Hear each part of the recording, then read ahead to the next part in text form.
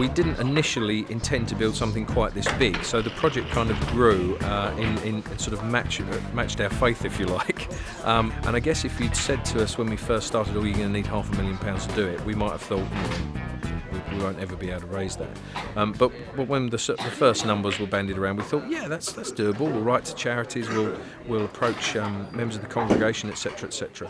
So gradually, sort of as the numbers increased, so the amount of funding that we needed increased. But God honoured that and matched what we needed.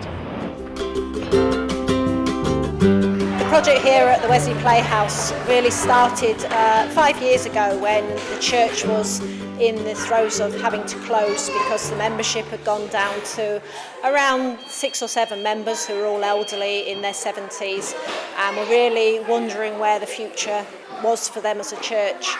I came to them with the idea of perhaps making the church into a play centre, a bit like a wacky warehouse, in the hope that young people and families from the surrounding area would be able to come and enjoy somewhere where Christianity was lived out, a place where people could share their faith. There were people who thought, well, where's the money going to come from? Because at the time we only had about £3,000 in the bank.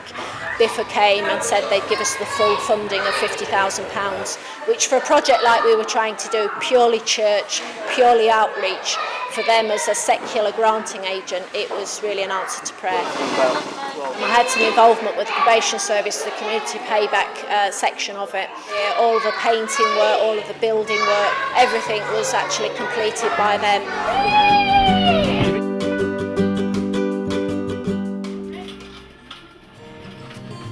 It was an ecumenical project, but funding particularly came from the Methodist Church, both locally, the Methodist circuit in which we're a part, provided money, the district, the Chester and Stoke Methodist District, and the Connectional Church provided funding that enabled us to refit the place to a high standard and to start the project off. As soon as we opened, we had varied clientele, from parents with small children, young men on their own. There's a real cross-section of people, and just to be able to mention that it's a church, to see the look on the face is amazing, because they can't believe that something like this belongs to a church. If you ask me where we will be in 12 months' time, the honest answer is I don't know. We're on a sharp learning curve. We feel like we're on a roller coaster ride and God is just taking us. All we are trying to be is obedient to what God is calling us to do. And that's a very exciting but a scary place to be.